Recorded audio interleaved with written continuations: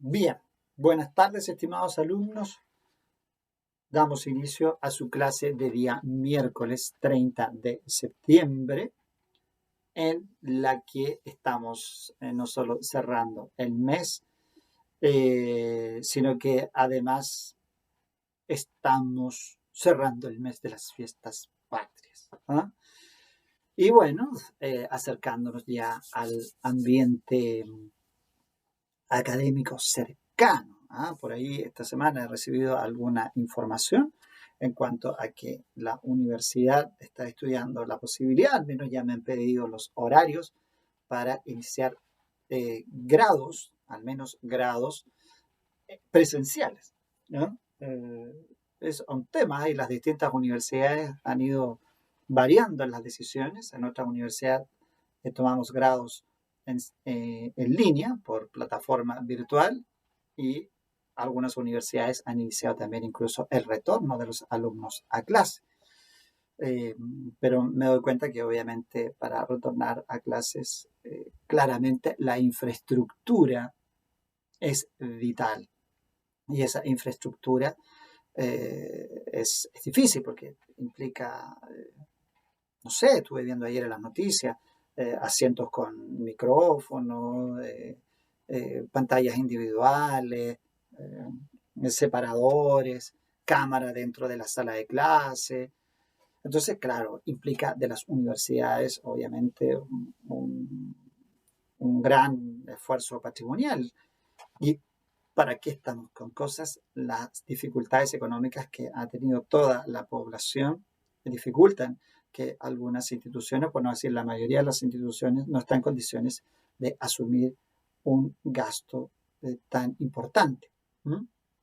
Así que bueno, a tenerlo presente allí, pero al menos ya hay una posibilidad en eso. Bien, bueno, otro elemento también por ahí, parece que los números estaban buenos todavía. Al parecer el 18 parece que no habría causado un impacto tan profundo, pero hay algo que sí uno podría darse cuenta, sobre todo de lo que está pasando en Europa ahora ya con los rebrotes, que ya empezaron nuevamente los confinamientos y las cuarentenas, que de alguna manera todas las decisiones que han tomado las autoridades en todo el mundo llegan a la conclusión que en verdad la única posibilidad de que los contagios terminen es que las personas asuman una conducta mucho más proactiva, mucho más responsable. De alguna manera quiere decir que el problema no es un problema de autoridad ni de las decisiones que toman, sino que es un problema de la población. Somos nosotros los que vamos a estar realmente controlando esta pandemia y no esperando que otros la controlen por nosotros. Y eso incluye a la autoridad. Todos los países han adoptado cuarentenas y todos han tenido disímiles resultados, lo que significa entonces que la cuarentena no es el tema. El tema es, ¿me cuido? Nueva Zelanda, que hizo lo mismo que otros, cuarentena, qué sé yo, y cierre frontera, lo mismo que hicieron todos los países, no fue por eso, sino que fue porque la conducta de su gente fue responsable desde el día 1. Por tanto, fue la gente la que consiguió, de alguna manera, bajar los contagios. Así que ese es un punto a tener presente, de a veces de creer que es la autoridad la responsable de mi propia conducta. No, soy yo el responsable. ¿Qué mejor que asumir yo mismo mi problemática porque soy el único que la puede resolver? Yo siempre los digo a veces cuando yo pierdo un caso, cuando yo tengo una sentencia, no empiezo por decir, es que el juez, es que la otra parte, es que no. ¿Qué hice mal yo para perder este juicio? Eso es lo primero que yo hago. ¿No? Entonces, ¿por qué? Porque es lo que puedo corregir. Al único al que le puedo llamar la atención, lo puedo retar, puedo gritar, puedo enojarme. Conmigo soy yo. Pero lo único que puede cambiar soy yo. Al juez no lo voy a cambiar. No voy a cambiar el sistema judicial entero, de hecho. El sistema judicial va a seguir ahí. Soy yo el que va a tener que analizar qué fue lo que hice mal. Y entonces rectificar desde ahí y avanzar. Eso es importante. importante, sobre todo ustedes que van a trabajar con esto, van a trabajar recibiendo sentencias todos los días, y bueno, algunas no van a ser buenas, otras van a ser muy buenas y las va a analizar, va a decir cuáles fueron los elementos positivos que me ayudaron, y cuando sea una sentencia mala, va a decir, bueno, ¿dónde estuvo los cambios para que al irme a la corte apelando no cometa los mismos errores? Así que a tenerlo muy, muy presente. Bien, pues, estimadísimos alumnos, ayer estuve repartiendo otras pruebas más, contestando algunas dudas que quedaron con la clase de ayer. Y por ahí me preguntaron, Roberto me preguntó acerca de lo que conversábamos ayer, esto de la posesión y sus discusiones doctrinarias. Entonces, les decía yo que aquí hay varios debates en materia de posesión. Uno de ellos es qué idea se tiene de la posesión, qué naturaleza se le asigna, ¿es un hecho o es un derecho? Entonces les decía yo que la conclusión dentro de la doctrina chilena es que es un hecho. Los hechos son realidad, le decía recién a Roberto en la respuesta. Los hechos son la realidad. El resto podemos juzgarlo. Podemos decir si es un hecho A o B. El hecho existe. Llovió. La persona tiene una cosa en su poder en este minuto, tiene tenencia de la cosa. ¿Cómo valoremos es otro punto? Aquí lo que se discute es si efectivamente cuando una persona tiene una cosa, la tiene por posesión o la tiene por dominio. Y si la tiene por posesión, ¿es eso un hecho o es un derecho? La mayoría, les decía yo, de la doctrina chilena llega a la conclusión que es un hecho, sobre todo porque hay varios elementos, entre ellas la misma definición, que no refiere a una facultad, que no refiere a un atributo, sino que refiere a una realidad concreta. La tenencia de una cosa determinada con ánimo de señor o dueño. Punto. Ahí tenemos. ¿Ven? Entonces, en esta definición, fíjese, la tenencia de una cosa determinada es una realidad, es una observación, es un hecho constatable. La tenencia de una cosa determinada con ánimo de señor o dueño. ¿Qué significa eso? Que claramente no está, por ejemplo, si nos comparamos con el 582, está diciendo el derecho de dominio al derecho real de dominio que se tiene sobre una cosa. Allá se habla de una cosa corporal, pero se habla de un derecho. El dominio también llamado propiedad. Se habla de un derecho, se habla de un atributo. ¿Y qué confiere ese atributo? La facultad de gozar y disponer arbitrariamente. Acá simplemente se está diciendo que quien tiene la posesión es aquel que tiene una cosa con ánimo de señor o dueño. Punto. No está diciendo consecuencias, al menos en ese concepto. Entonces, de ahí que y de otras disposiciones más, que se indica que estamos frente a un hecho. Ahora, otro debate, un debate que avanza en la posesión, es ambos elementos de la posesión, tenencia y ánimo, tienen la misma importancia, la misma relevancia. Bueno, eso es para cuál es la visión que se tiene en términos de una visión de la posesión objetiva. ¿Cuándo? Cuando el énfasis está puesto en el elemento objetivo, en este caso la tenencia de la cosa. Quien tiene la cosa tiene posesión. En esa visión, el ánimo no es tan relevante. El ánimo es algo incluso subjetivo, que incluso cuesta acreditarlo, ¿cierto? Pero si usted tiene la cosa en su poder, yo ya puedo aceptar esa realidad, es una realidad objetiva, la cosa está en su poder. Para algunos eso es la posesión, en términos de visión de la posesión. Una visión objetiva porque el elemento que prima al momento de determinar si se está o no en posesión es la tenencia.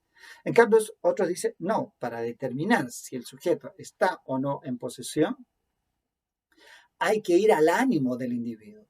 ¿Se comporta como señor o dueño? Si se comporta como señor o dueño, entonces ya aunque no tenga la cosa temporalmente, ya podemos entender que hay posesión.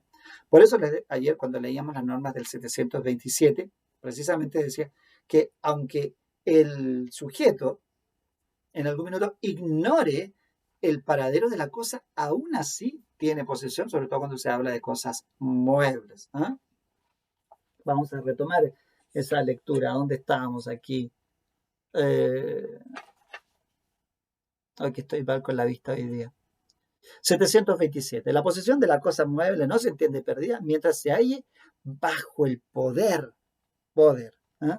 del poseedor, aunque éste ignore accidentalmente su paradero, de manera que el poder está determinado por el ánimo del sujeto. Y eso es cierto. Yo no siento perdida mis cosas por el hecho de que no las vea o no las visualice. No pierdo ese poder. ¿Eh? Todavía reclamo por ahí un CD que presté hace como 40 años atrás, pues ya ni existen los CD, pero todavía yo siento que es mío, que está en mi poder. ¿Eh? Importante. Y también, ¿se acuerdan que analizamos? Ando mal con la vista. El 722. La posesión de la herencia se adquiere desde el momento en que es deferida, aunque el heredero lo ignore. Nuevamente, ¿ven? De la tenencia misma, el hecho objetivo, que es que me visualicen con la cosa en mi poder, no es tan relevante al parecer para el Código Civil chileno como sí lo es el ánimo de comportarse como señor o dueño. Así que a tenerlo presente. Dos debates distintos. Uno es la naturaleza, en términos si es un hecho o un derecho, y otro debate distinto es la visión que se tiene. ¿Ah? ¿Cuándo se tiene posesión? Cuando se tiene la cosa y el ánimo, cuando se tiene la tenencia, independiente del ánimo, ¿ah? Que pueda ser acreditado de otra forma, y cuando solo se tiene el ánimo, aunque se ignore accidentalmente el paradero de la cosa. ¿Ven? Formas de visualizar la posesión. Por eso es importante que lean su manual. Ayer conversábamos acerca de las posesiones, posesión útil, posesión inútil. Tanto fue así que en la tarde pregunté acerca de estos asuntos en un grado que se presentaba ayer en la tarde. Y hablábamos de la utilidad. Y la utilidad dijimos nosotros que se daba en dos ámbitos. En la posesión regular, que es aquella que, de acuerdo al artículo 702, procede de justo título, existe buena fe, y en el caso de que se trate de un título traslaticio de dominio, hay tradición. Y por otro lado está la posesión irregular, que está ahí en el artículo 708, que es aquella a la que falta algunos de estos requisitos. ¿Cuáles? Justo título, buena fe, y si el título es traslaticio de dominio, además es necesaria la tradición. Cualquiera de estos tres que falta transforma a la posesión regular en posesión irregular. Ambas conducen a la prescripción, ambas lo conducen a la prescripción porque son posesiones útiles. Es decir, ¿en qué se marca la utilidad? En que con cualquiera de las dos llego a la prescripción adquisitiva del dominio. ¿Cuál es la diferencia? La diferencia está que si voy con posesión regular, en menos tiempos alcanzo la prescripción adquisitiva. 2 años para los bienes muebles, 5 años para los bienes inmuebles. En cambio, en la posesión regular, sin distinguir entre bien mueble e inmueble, tengo que esperar 10 años de posesión. Bien, ahí tenemos entonces. Y llegábamos al punto de estudiar esto del título. El título justo o injusto. El título justo, según el artículo 703, puede ser constitutivo o traslaticio. Es importante porque el título traslaticio también después lo vemos mucho, ¿cierto? El artículo 703 señala que son aquellos que por su naturaleza sirven para transferir el dominio, como la compraventa, como la donación, como la permuta. Podemos agregar a ello también, por ejemplo, el aporte a sociedad, que el socio aporte una cosa a la sociedad. Ese aporte también es un título traslaticio de dominio. El mutuo, excepcionalmente, también es traslaticio de dominio. Bien, bueno, hoy día vamos a analizar este famoso artículo 704 cuando estamos frente a un título injusto. La norma es importante porque primero señala que no es justo título y señala 4 numerales. Eso significa que la norma es taxativa al indicar cuáles son los títulos injustos. De manera que si usted, por ejemplo, es la jueza, es el juez que está resolviendo este caso, va a contrastar el título. Entonces, le envían el título, prueban el título, qué sé yo. En el juicio, usted revisa los antecedentes y dice, a ver, ¿está en el 1? No, no está. ¿Está en el 2? Tampoco. ¿Está en el 3? No. ¿Está en el 4? No. Entonces, este título es justo. ¿Ven? Por una actividad de contraste o un análisis comparativo, si pudiéramos llamarlo así, usted compara la prueba rendida con los 4 títulos injustos. Si no calza con ninguno de los 4, quiere decir que el título acreditado en ese juicio es un título justo. Y ya tendríamos el primer requisito para una posesión regular. Ahora, si tomo los antecedentes que me presentan y me encuentro con alguna de estas situaciones, calza con el 1, calza con el 2 o 3 o 4, quiere decir que el título es injusto. Inmediatamente salimos de la posesión regular porque ya no tenemos título justo, caemos en el 708 y tenemos posesión irregular. Tendremos que esperar el tiempo igualitario de 10 años. Veamos entonces cuáles son esos títulos injustos. Títulos injustos. Artículo 704. Vayamos con el primero de ellos. ¿Qué nos dice el primero? Vamos a leer aquí que dice. Bien, no es justo título. Parte con una negación. El falsificado. Esto es no otorgado realmente por la persona que se pretende. Aquí, en el fondo, estamos hablando de una falsificación de orden subjetiva, es decir, relativa al sujeto. Por eso habla no otorgado realmente por la persona que se pretende. Es ahí donde está la falsedad. La falsedad está en el individuo. El falsificado, esto es no otorgado realmente por la persona que se pretende. Supongamos que dijera, mire, ¿sabe qué? Este es mi casa, yo soy Juan Gómez. Y resulta que no soy Juan Gómez. No soy Juan Gómez. Así que, por lo tanto, estoy falsificando el título porque yo no soy la persona que primero pretendo ser. No soy la persona. Y por lo tanto, ahí hay un tema no otorgado realmente por la persona que se pretende. De manera que si aún así prosperar el negocio, la persona asume que yo soy Juan Gómez, vendo el inmueble y en el fondo el tercero llega a adquirir, pues ese tercero tendría un título injusto porque habría sido emanado este título de una persona que no era quien se pretendía. ¿Ya? Hay una falsificación entonces subjetiva. Ahora, ¿qué podría? No queda incluida aquí, dice el profesor Peñailillo, la situación en que en verdad yo sí sea Juan Gómez, pero los hechos que en verdad postulo, por ejemplo, entre ellos el que soy dueño de la propiedad, sea falso. Yo no soy dueño de la propiedad, pero sí actúo como si fuera dueño de la propiedad.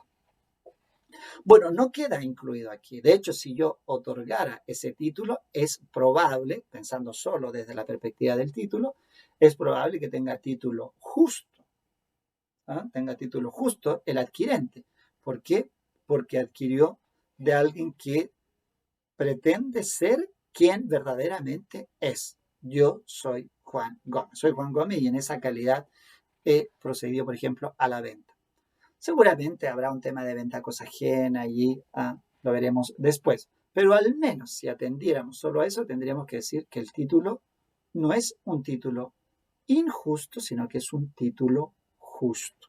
¿Ya? Porque este tipo de falsedad, ¿ah? Que en el fondo no es una falsedad subjetiva, sino que ya diríamos una falsedad objetiva. Yo estoy mintiendo sobre los hechos que declaro como hechos verdaderos. Bueno, esa no está incluida. Vayamos al segundo caso, ¿ah? Entonces, ahí anotamos el título falsificado, ¿sí? Que está referido a una falsificación de orden subjetivo, ¿ah? Es decir, el individuo. Si el individuo no es quien dice ser, el título que él otorgue, en el fondo pasa a ser un título injusto para quien adquiere. ¿Mm? Segundo caso, el conferido por una persona en calidad de mandatario o representante legal de otra sin ser. ¿Ah? Entonces, el mandatario, ¿ah? Sin poder de representación. Aquí es importante porque se está señalando que es una persona que en el fondo se atribuye la calidad de representante legal de otra, se atribuye la calidad de apoderado de otra y no lo es. Entonces yo vengo y digo, mire, ¿sabe qué? Yo soy José Luis Díaz, vengo en representación de Juan Gómez, compareciendo en esta escritura en la cual le vendo a usted la propiedad. Y aquí entonces se presenta el problema, porque don Juan Gómez nunca me dio poder a mí. Yo me atribuyo, José Luis Díaz se atribuye el poder de Juan Gómez para actuar como un representante, como un mandatario. No tengo poder, nunca me ha dado poder. Pues esa persona entonces adquiere en virtud de un título injusto y ese tercero entonces queda en calidad de poseedor irregular, porque ya no cumple con el requisito. Se preguntan allí los profesores de la doctrina si esta situación incluye a aquel que sí tiene poder, pero se extralimita en sus funciones, en sus facultades, como por ejemplo, a lo mejor Juan Gómez me otorgó a mí un poder general de administración al estilo de lo que indica el artículo 2131 y 2132, pero no viene comprendida la facultad de disponer de bienes inmuebles. Y yo voy a la escritura, en la de escritura de venta, voy a notaría, sí, yo soy efectivamente mandatario de don Juan Gómez y en esa calidad vengo a comparecer vendiendo el inmueble. Nadie, supongamos, se preocupó de revisar si el poder tenía facultad de disposición, poder que no tenía en los hechos. Entonces, aquí el problema se podría presentar de interpretar este numeral 2 del 704 como que se refiere solo a aquellas personas que no tienen poder, no a aquellas que teniendo poder se extralimitan. Bajo esta disyuntiva de interpretación, alguien podría decir que yo, que tengo poder de don Juan Gómez para enajenar, aunque no tengo, perdón, para administrar, aunque no tengo facultades para enajenar, quien adquiere en virtud de ese acto y de ese mandato mío, tendría título justo, porque el mandatario sí era representante del mandante vendedor. La única diferencia es que no tenía la facultad y por lo tanto no estoy dentro del número 2. Distinto es si yo no tengo ningún poder de don Juan Gómez y en esa calidad celebro el contrato, en ese caso el tercero sí tiene un título injusto. Hay un matiz, hay una diferencia y podría ser motivo de pleito, motivo de debate en el juicio, de si realmente tenía este tercero título justo o injusto de acuerdo a esta situación del mandatario. Mandatario que en un caso no existe, perdón, porque no tiene mandato, y en el otro que sí tiene mandato, pero se extralimitó en facultades. Pareciera ser que este segundo caso no está incluido y por lo tanto el tercero tendría un título justo. ¿Mm? ¿Por qué? Porque sí tenía poder, la única diferencia es que no tenía la facultad específica de disponer de bienes. Vamos al tercero.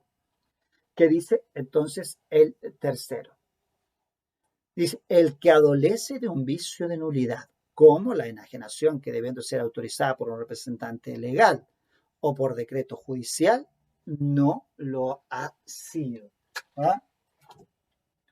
Entonces, el tercer título injusto es el título nulo. ¿Mm? Nulo. Por eso dice, el que adolece de un vicio de nulidad, como la enajenación que debiendo ser autorizada por un representante legal o por decreto judicial, no lo ha sido.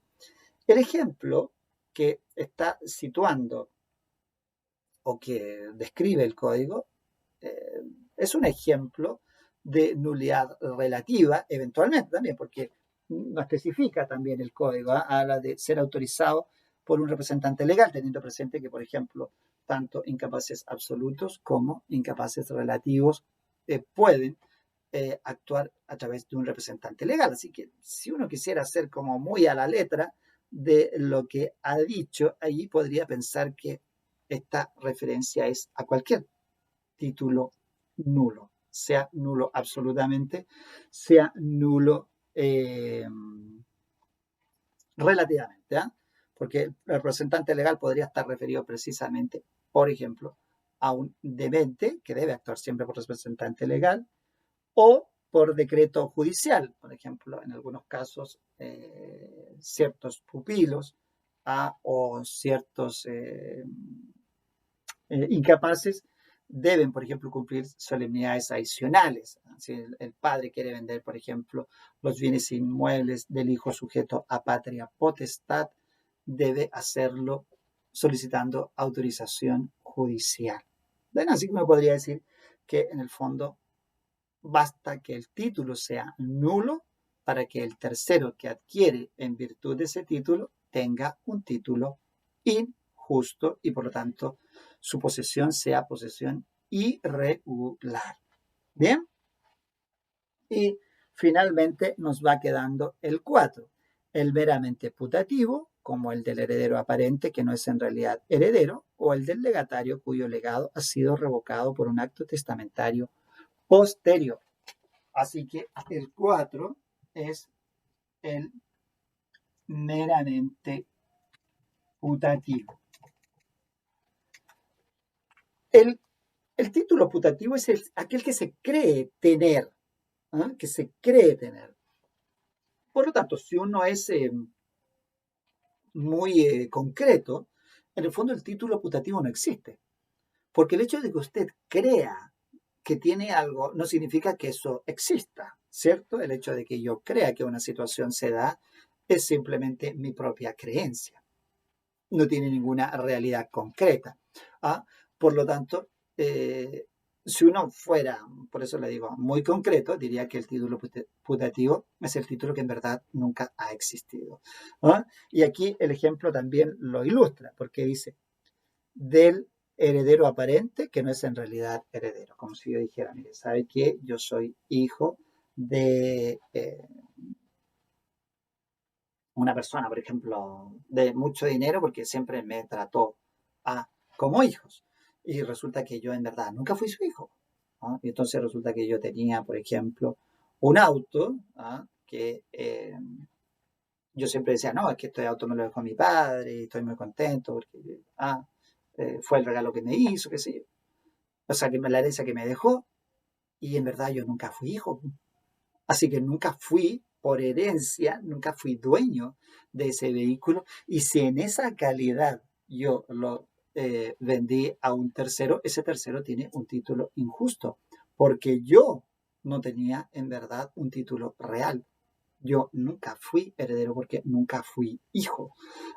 Entonces, sobre esa base, la creencia mía no es suficiente para validar el título. Para validar el título, en este caso tendría que haber sido yo realmente hijo en esa herencia y haber adquirido ese vehículo y en esa calidad haber vendido. Así que quien adquiera tendría título injusto. Sin embargo, esta situación del número 4 tiene una especie de excepción en la que el título se valida. ¿Por qué razón? Mire lo que dice el inciso final. Dice, Sin embargo, si al heredero putativo o a quien por decreto judicial o resolución administrativa se haya otorgado la posesión efectiva, servirá de justo título el decreto o resolución, como al legatario putativo el correspondiente acto testamentario que haya sido legalmente ejecutado. ¿Bien? Entonces resulta que aunque yo nunca fui hijo de esta super persona, resulta que me incluyeron en la posesión efectiva porque dijeron, no, bueno, ya nunca fue hijo de mi papá, pero resulta que en verdad lo trató como hijo toda su vida, él cree incluso que es su hijo y esto ha pasado mucho y entonces, ¿cuál es la resultante? La resultante es que en definitiva, en ese caso, por el solo hecho de haberlo incorporado a la posesión efectiva, queda en esa calidad de heredero, ya mejora la calidad de putativo a título justo. ¿Por qué? Porque queda incorporado dentro de, dentro de la posesión efectiva, mejora su calidad, como les decía yo, y entonces deja de ser injusto y pasa a ser justo.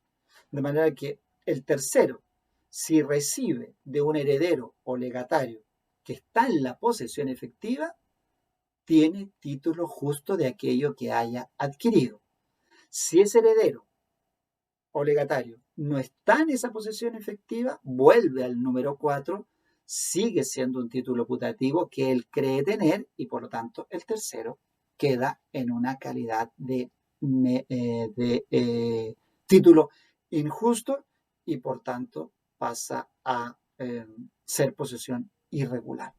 Bien, este último punto es importante en la excepción. ¿Eh? ¿Por qué? Porque esa excepción les decía yo, quien tiene posesión efectiva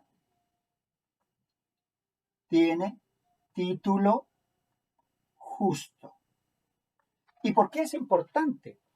Porque en materia de herencia, este título justo le va a permitir adquirir el derecho real de herencia en el plazo de 5 años y no de 10, como es el tiempo habitual para adquirir por prescripción el derecho real de herencia. ¿Ven? Entonces, hay una ganancia en que haya sido incluido en la posesión efectiva, no solo porque tiene título justo y por lo tanto el tercero queda en posesión regular, sino que además, por haber sido incluido en la posesión efectiva, podría eventualmente adquirir el derecho real de herencia en menos tiempo que el tiempo normal de 10 años, lo podría adquirir en 5 años.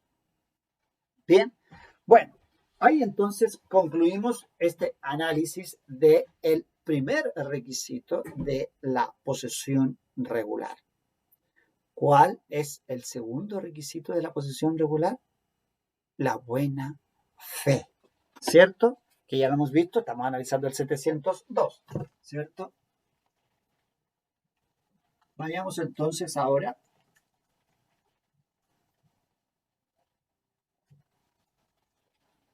a esta. Y me han ido acabando todos los lápices, ya no me queda nada.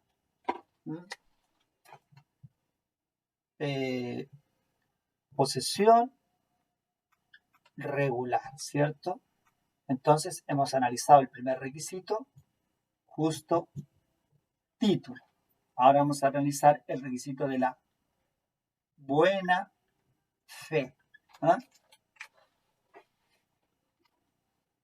Vamos a marcar un poquito para que se note algo más. Requisito 1, justo título. Requisito 2, buena fe. El código, ahí mismo, en el artículo 702, vamos a ponerlo allí, 702 señala que la buena fe es una buena fe inicial. ¿Qué significa esto de una buena fe inicial? Que basta que la buena fe haya existido en el momento en que se entra en posesión. Por ejemplo, alguien efectivamente me vende una cosa que no es de él. Una venta de cosa ajena, que de acuerdo al artículo 1815 es una compraventa que vale. Yo, comprador, confiadamente, entiendo que él es el dueño, entiendo que tiene la facultad de disposición, por lo tanto, no hay ningún vicio y en esa calidad, bueno, adquiero. En ese instante, a lo mejor meses más tarde yo me enteré que efectivamente quien me vendió a mí no era dueño, pero usted ya entró en posesión y cuando entró en posesión, entró de buena fe. Y por eso se habla de buena fe inicial, ¿ya? Como primera cosa. Luego, aquí ustedes ya que han pasado por las asignaturas iniciales del curso de Derecho, saben que la buena fe es un principio general del ordenamiento jurídico. ¿Eh? No, no, es solo en este caso un requisito que nosotros analizamos a propósito de la posesión, sino que es en verdad de todo el ordenamiento jurídico. ¿Y qué significa? Que se entiende que las personas actúan de manera lícita, de manera correcta en el derecho. Esa es la regla. La regla es que las personas actúan lícitamente, válidamente, actúan de buena fe, ¿cierto? Quien pretenda, quien pretenda demostrar que alguien se ha apartado del ordenamiento, que alguien se ha apartado de la ley, que alguien se ha apartado de la norma, debe probarlo, porque lo que nosotros presumimos es que esa persona actuó correctamente, actuó lícitamente. ¿Mm? Bueno, eso es el principio. Cuando ese principio lo hacemos descender, nos vamos a encontrar con dos materias bastante importantes en las que la buena fe tiene una incidencia directa. Una es esta, la posesión, y otra es allá, en contratos, en la ejecución de los contratos, según dispone el artículo 1546, los contratos deben ejecutarse de buena fe. Y aquí dice que para tener posesión debemos tener posesión de buena fe inicial. Y entonces surge la pregunta de, ¿y entonces qué es esa buena fe? Afortunadamente para los alumnos, aquí en este punto hay definición. ¿Mm?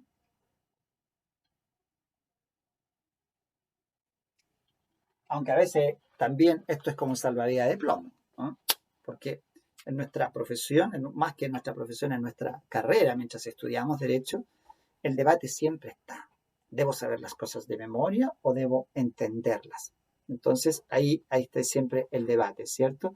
Bueno, aquí hay definición, entonces muchas veces el profesor dice, dígame la definición del código.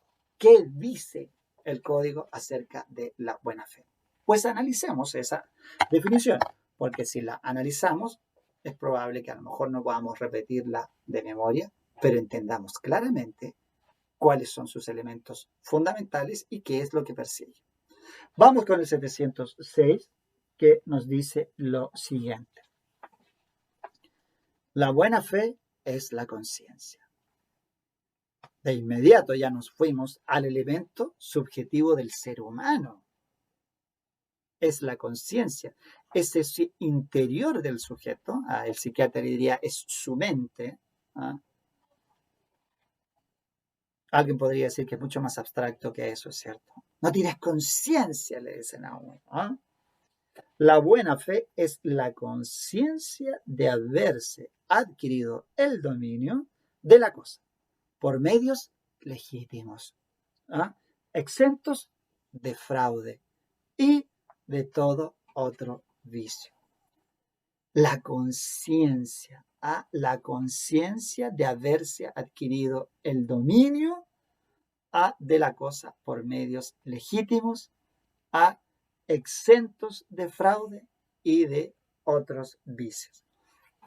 Bueno, esa buena fe, de inmediato, según los autores, cae entonces en el plano subjetivo. es una buena fe subjetiva. ¿Qué significa una buena fe subjetiva? Que no vamos a determinar la conducta de buena fe yendo a lo que la sociedad o el medio espera de un comportamiento, sino a lo que el propio individuo determina sobre buen comportamiento. Por eso dice, es la conciencia de haberse adquirido. El individuo, para analizar si actuó de buena o mala fe, se le va a preguntar a él mismo, ¿pero usted sabía, señor, que los bienes que estaba adquiriendo eran bienes de dudoso origen? Si la persona dice, en verdad, señor juez, yo no tenía idea, yo nunca supe que esos bienes que yo estaba comprando eran robados. Aquí, en nuestro sistema, basado en ese principio de la buena fe y que quien pretenda probar lo contrario debe acreditarlo, esa persona debería ser creída en su afirmación. Se le debe creer en su afirmación, porque la buena fe en esta materia es la conciencia. Si en el fondo se evidencia que él nunca tuvo conciencia de que estaba comprando un elemento robado, entonces habrá actuado de buena fe. Si nosotros fuéramos, a lo mejor, doctrinas o incluso en otros países, legislación más actualizada, más moderna en ese sentido, dirían, no, pues señor, aquí nosotros no vamos a analizar con lo que usted cree, piensa o sienta, como yo le digo a los alumnos en los exámenes, ¿no? No interesa lo que usted crea, piensa o siente, interesa lo que dice la ley. Aquí, señor, a usted se le exige un comportamiento esperado, que usted sea diligente en el momento en que hace adquisiciones y verifique que lo que está comprando no vaya a tener dudosa origen o que compre en mercados formales, pues señor. Si fuese así, la buena fe sería objetiva. ¿Qué se le exigiría al individuo? El estándar medio, la conducta socialmente esperada, lo que los demás esperamos de tu comportamiento. Bueno, esa buena fe objetiva, al menos aquí en el plano de la posesión, no se da. Después en contrato se irá a otra cosa. Pero aquí, en el plano de la posesión, es una posesión de orden subjetivo. ¿Qué significa esto? Que se va al individuo. Por ahí hubo un caso, en algún minuto, un jugador, parece que fue, que compró unos televisores y resulta que los televisores habían sido robados. Entonces esta persona, bueno, se ve involucrada en un delito que se llama receptación, que es la reducción de especies robadas, y en definitiva se le pregunta, señor, pero ¿usted cómo no se dio cuenta que esto era robado? Entonces la persona dice, bueno, pero si yo llego y viene este individuo, me ofrece un televisor y yo lo compro. Bueno, aquí en Chile es probable que eso efectivamente deba creerse por lo que dice el artículo 706 y 707, y esa persona tendría que salir sin responsabilidad en estos hechos. En un sistema que aceptara la buena fe objetiva, claramente no se habría aceptado, porque se le habría dicho, señor, usted para comprar un televisor debe comprarlo en un comercio formal y no en una informalidad como esta. Bueno, en fin, se puede dar esa situación. Leemos, de hecho, el 707. Dice, la buena fe se presume, ¿ven? Excepto en los casos en que la ley establece la presunción contraria. En todos los otros, la mala fe deberá probarse. Es casi un poco el principio constitucional, ¿se acuerdan? Bueno, ustedes todavía a lo mejor no lo ven, pero en penal lo van a ir aprendiendo, a lo mejor en constitucional también, el principio de inocencia. Quien quiera demostrar que una persona es culpable, deberá acreditarlo. Y ahí lo van a analizar que de las distintas normas de ahí del artículo 19, del número 3, si mal no recuerdo, yo no soy un experto en penal, pero algo me acuerdo por allí. Aquí claramente se basa en el mismo principio. Las personas son inocentes hasta que no se demuestre lo contrario. La buena fe estaría obrando de este modo aquí en la adquisición de la posesión. Bien, bueno, el tercer requisito es que efectivamente opere la tradición si el título es traslaticio de dominio. ¿Mm?